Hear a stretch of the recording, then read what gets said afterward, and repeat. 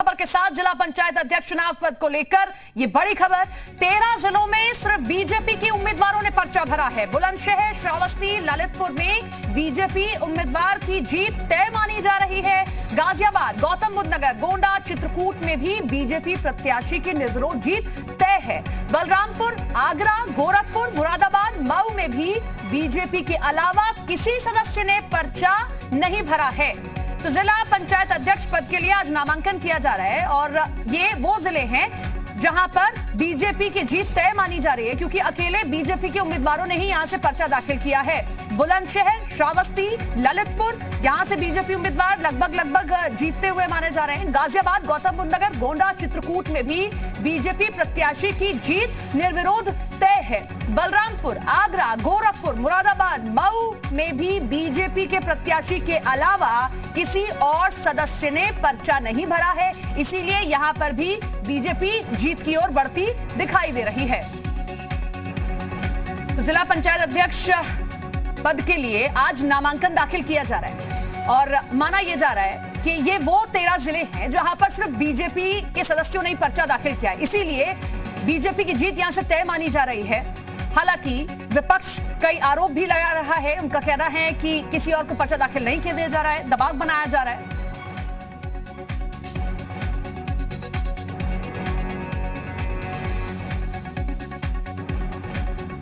हमारे साथ हमारे दो सहयोगी जुड़ रहे हैं। लखनऊ से पवन सिंगर हमारे साथ जुड़ रहे हैं और हमारे साथ हमारे सहयोगी नोएडा से भी जुड़ रहे हैं। पवन सिंगर का रुख करेंगे। पवन, ये 13 वो जिले हैं जहां पर बीजेपी की जीत लगभग तय मानी जा रही है, क्योंकि बीजेपी के अलावा किसी और ने पर्चा ही दाखिल नहीं किया। लेकिन विपक्ष ये आरोप लगा रहा है कि जबरदस्ती की जा रही है, दबाव बनाया जा रहा है और किसी और को दाखिल नहीं करने दिया जा रहा है पर्चा।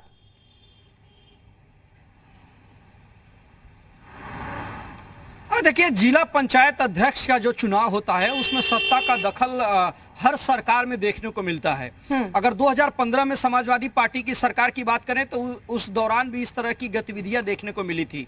अब उत्तर प्रदेश में भारतीय जनता पार्टी ने जो लक्ष्य रखा है वो 65 प्लस का रखा है और तमाम जो निर्दलीय प्रत्याशी चुनाव जीत करके आए थे वो पहले ही भारतीय जनता पार्टी में जाने का काम किए थे। अब आज आज का दिन है जब नामांकन का दिन है और प्रत्याशी अपना नामांकन कर रहे थे।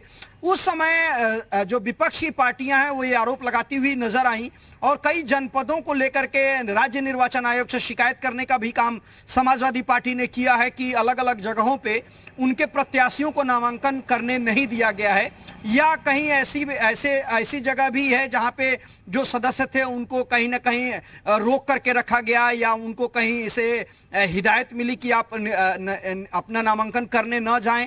तमाम ऐसी घटनाएं जो है वो विपक्षी पार्टियां लगा रही हैं।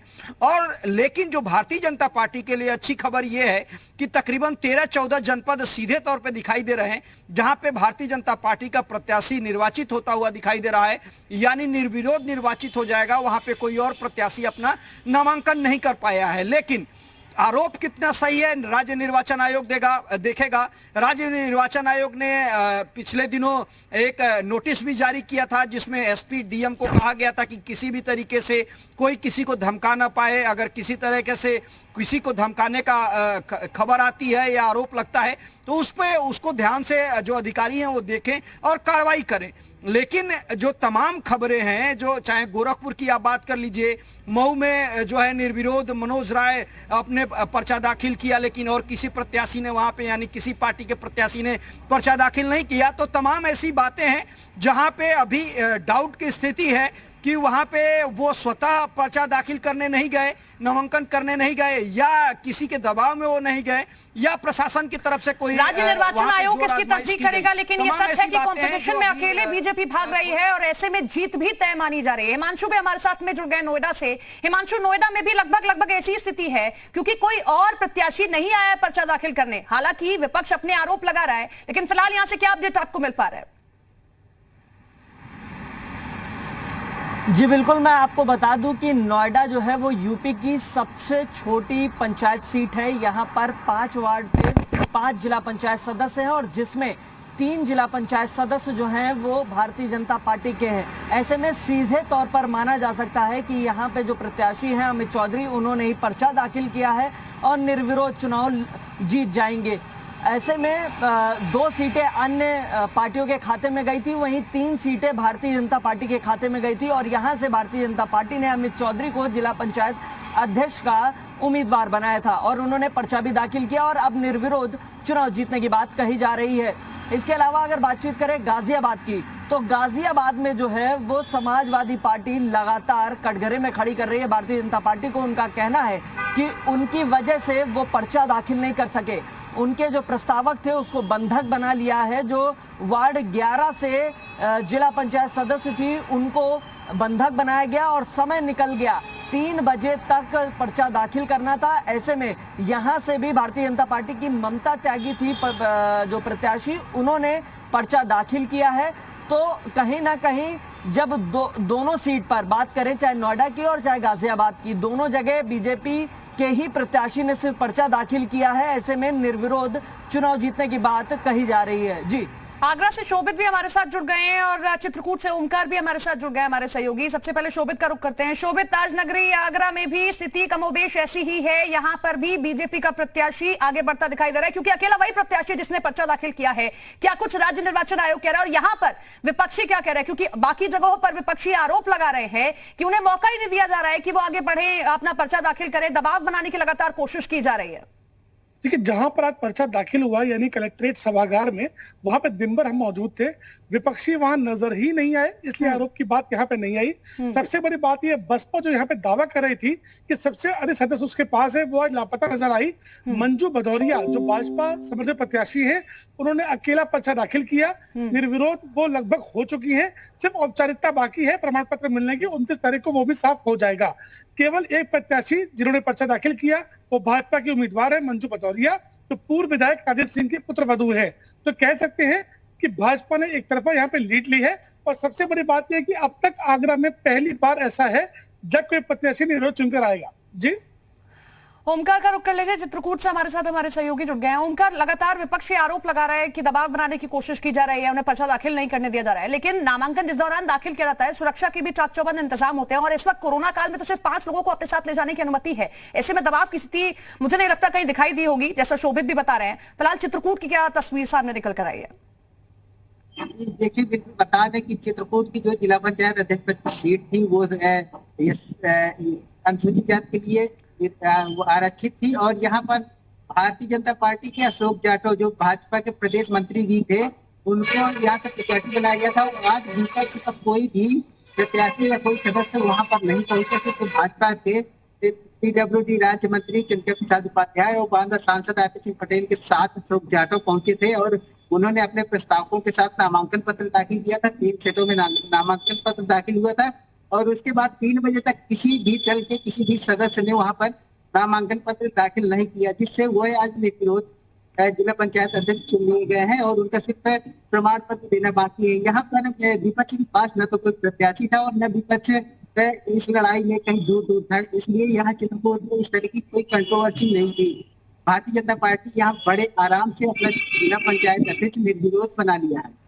पवन का रुख करेंगे। लखनऊ से हमारे साथ हमारे सहयोगी लगातार बने हुए हैं। पवन, 2 तारीख को 2 जून को जब लगातार ताबड़तोड़ बैठकें हो रही थी और ये कहा जा रहा था कि बीजेपी में आखिर क्या सब कुछ ठीक है जो ऐसी बैठकें हो रही हैं, और उसका नतीजा दिखाई दे रहा है।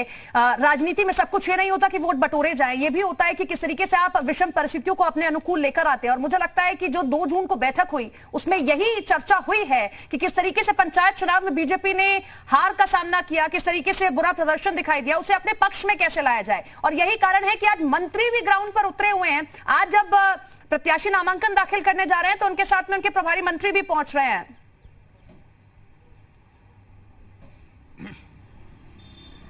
देखिए, एक बात बिल्कुल साफ है कि पंचायत चुनाव का रिजल्ट 2022 चुनाव से पहले एक तरीके से मैसेज देने का काम करेगा कि उत्तर प्रदेश में सबसे ज्यादा पंचायत अध्यक्ष किस पार्टी के चुन करके आए। और भारतीय जनता पार्टी ने पहले ही स्थिति क्लियर कर दी थी, बैठकों का दौर जारी था, उसमें यह टारगेट दिया गया था 65+। आएंगे आपके पास में एमएलसी उदयवीर सिंह हमारे साथ में जुड़ गए हैं। उदय जी, लगातार विपक्षी आरोप लगा रहा है कि हम पर दबाव बनाया जा रहा है और जानबूझकर इस तरीके से एक ही प्रत्याशी जो अपना नामांकन दाखिल कर रहा है, क्या रिएक्शन आपका? उदय जी, आवाज मिल रही है आपको मेरी? आवाज कॉमन सेंस की बात है कि जब नॉमिनेशन कोई आदमी पेपर खरीद रहा है, उसकी पार्टी के पास वोट है, तो वो जमा क्यों नहीं करेगा? वो जमा करने जा रहा है। हेलो जी जी, आप अपनी बात पूरी करें। वो जमा करने जा रहा है, पुलिस उठा के उसको जंगल में छोड़ दे रही है, बलरामपुर में उठा के ले गए दूसरी तरफ। गोरखपुर में आपके सामने वीडियो है, पिटाई हो रही है लोगों की नॉमिनेशन सेंटर के बाहर, और कहने को इतनी सुरक्षा व्यवस्था है, 4 लोगों से ज्यादा नहीं जा सकते हैं, तो कैसे लोगों को मारने पीटने वाले लोग इकट्ठे हो जा रहे हैं? योगी आदित्यनाथ जनता का चुनाव हार चुके हैं। अब उनको किसी तरह अपना मुंह छुपाने के लिए, अपने दल में जवाब देने के लिए ये तय करना था कि हमने जिला पंचायत के अध्यक्षों के पद जीत लिए हैं, इसलिए वो सारी ताकत, सारी गुंडागर्दी, पुलिस प्रशासन सब तरीके से काम करने लगे। टिकट बांटने में भी उन्होंने ये ध्यान दिया है कि बाहुबली लोगों को टिकट दें, और सरकार से उन बाहुबलियों को प्रोटेक्शन दिला रहे हैं। उदय जी, जिस वीडियो का जिक्र आप कर रहे हैं, हाँ, जिस वीडियो का जिक्र आप कर रहे हैं उसमें मारपीट तो दोनों तरफ से दिखाई दे रही है सर। और दूसरी रही बात, आपने कहा कि इस तरीके से दबाव बनाने की कोशिश की जा रही है, जबरन हमें पकड़ा जा रहा है, तो आपके पास में पुलिस प्रशासन है, आपने उससे शिकायत की, राज्य निर्वाचन आयोग से आपने क्या शिकायत की, क्या रिएक्शन आपको वहां से मिला है? यही इसी का जवाब दे रहा हूँ। मैं राज्य निर्वाचन आयोग से शिकायत करके ही लौट रहा हूँ। अभी मैं राज्य निर्वाचन आयोग से शिकायत करके ही लौटा हूँ। नॉमिनेशन किसका दाखिल नहीं हो पाया? समाजवादी पार्टी का। तो समाजवादी पार्टी मारपीट करके खुद का नॉमिनेशन रोक रही है क्या? सर कई जगह तो ऐसे कैंडिडेट्स भी हैं जो खुद पीछे हट गए हैं, सिर्फ बीजेपी का कैंडिडेट बचा है, उस पर क्या कहेंगे? वहां तो दबाव नहीं बनाया जा सकता ना सर? सुनिए, क्या मैं ये कह रही हूँ, कई जगह ऐसे कैंडिडेट्स भी हैं जो खुद पीछे हटे हैं, सिर्फ बीजेपी का कैंडिडेट उससे एक सीट पर अकेला बचा है, वहां तो दबाव नहीं बनाया जा सकता ना सर? वहीं हटे कैसे हैं? उनको नॉमिनेशन नहीं करने दिया गया। बताइए कौन सा जिला ऐसा है यहाँ नॉमिनेशन पेपर लोगों ने खरीदा नहीं? नॉमिनेशन पेपर जमा करने में कोई खर्चा थोड़ा होता है। अगर पार्टी का उम्मीदवार है वो नॉमिनेशन तो जमा करेगा। नॉमिनेशन पीछे हटाने के लिए ही तो पुलिस का प्रयोग हो रहा है, गुंडों का प्रयोग हो रहा है, मारपीट हो रही है। भाजपा का एक भी नॉमिनेशन क्यों नहीं रुका पूरे प्रदेश में? चलिए सर, बहुत बहुत शुक्रिया। कोई नॉमिनेशन पूरे प्रदेश में। जी, बहुत बहुत शुक्रिया आपका जुड़ने के लिए, तमाम जानकारी देने के लिए। तो एमएलसी सपा के उदयवीर सिंह हमारे साथ में जुड़े हुए थे, और लगातार समाजवादी पार्टी ये आरोप लगा रही है कि दबाव बनाया जा रहा है, जानबूझकर पर्चा दाखिल नहीं करने दिया जा रहा है। 2 तस्वीरें हम आपको दिखा रहे हैं जिसका जिक्र उदयवीर भी कर रहे थे, और लगातार समाजवादी पार्टी इसी पर सवाल खड़े कर रही है। पहली तस्वीर आप देख रहे हैं गोरखपुर से, जहां पर सभी कार्यकर्ता देखिए धरने पर बैठ गए हैं। यहां हाथापाई होती है 2 प्रत्याशियों के बीच में, और लगातार कानून व्यवस्था बिगड़ती हुई भी दिखाई देती है। गाजियाबाद की तस्वीर भी आप देख रहे हैं, यहां पर भी कुछ ऐसी ही तस्वीर कमोबेश दिखाई दी है।